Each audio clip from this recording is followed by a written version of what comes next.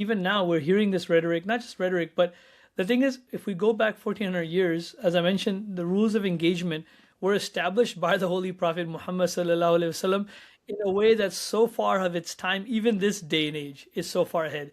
To give you an example, I actually put something together with regards to just the UN, and we talk about the UN and how it has certain charters and certain expectations, and a lot of people hold it to be very dear and very significant, and it is, but putting aside the fact that they're not able to function as they should, but there are certain elements to the UN charters that are very profound, and yet I can assure you that all of them were essentially in Islam first, and they came to the UN or came to the world in a more, in a new packaged way only recently.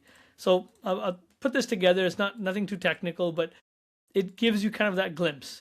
And that is that, so on the left is going to be the modern UN standard. We hear about this principle. So parties must distinguish between civilians and combatants.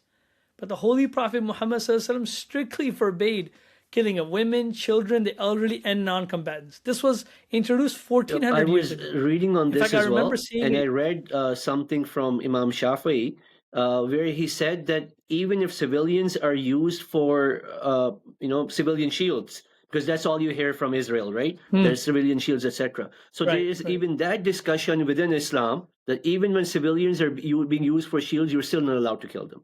Of course, there are some who thinks that you can, Correct. but Yep. there is this opinion within Islam as well that even civilians are out of bound no matter what, right? Yeah, yeah, yeah, yeah. And you look at the example of the Holy Prophet ﷺ constantly.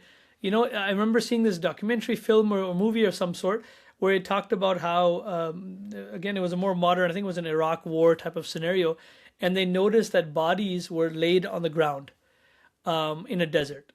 And the person's reaction was that this is a setup. And he said, why? They're just bodies left on the ground. He said, Muslims never desecrate bodies.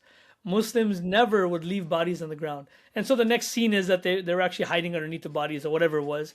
But it shows you that the Islamic principle is there, whether or not people are following it. But the Islamic principle is very clear that we don't desecrate bodies. We don't. So, for example, the next one is even infrastructure.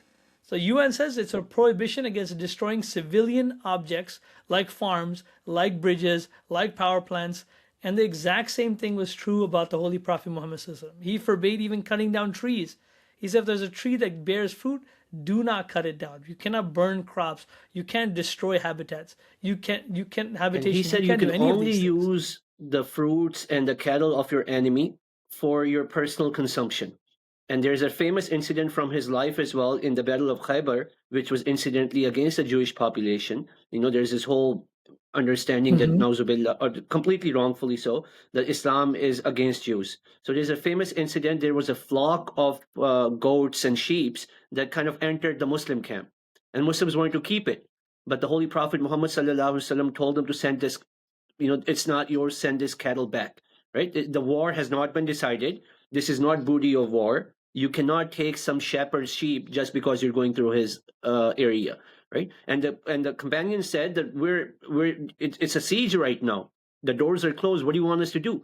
He said, well, take them close to their fortification and send them there in that direction. And if the door opens and they take them in, good enough, right? So that's how much they actually focused on it. In fact, that's critical. I actually heard some younger Muslims were talking amongst themselves when Iran started to respond back and attacking Israel, and they were almost, again, this is not the Islamic teaching at all, but they were jubilant. They said, yeah, get them.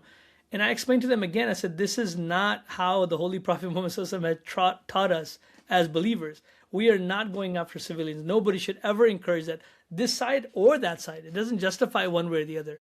So much so, they were like, no, but they're Jews. I said, so what? The Holy Prophet, there's a very famous story that there was a funeral procession going by of a Jewish man.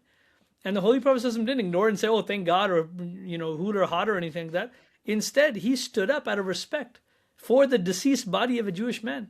So this is something we have to remind ourselves, that this is not a tit for tat where, oh, they did this to us, so let's go and annihilate them. That's not our teaching.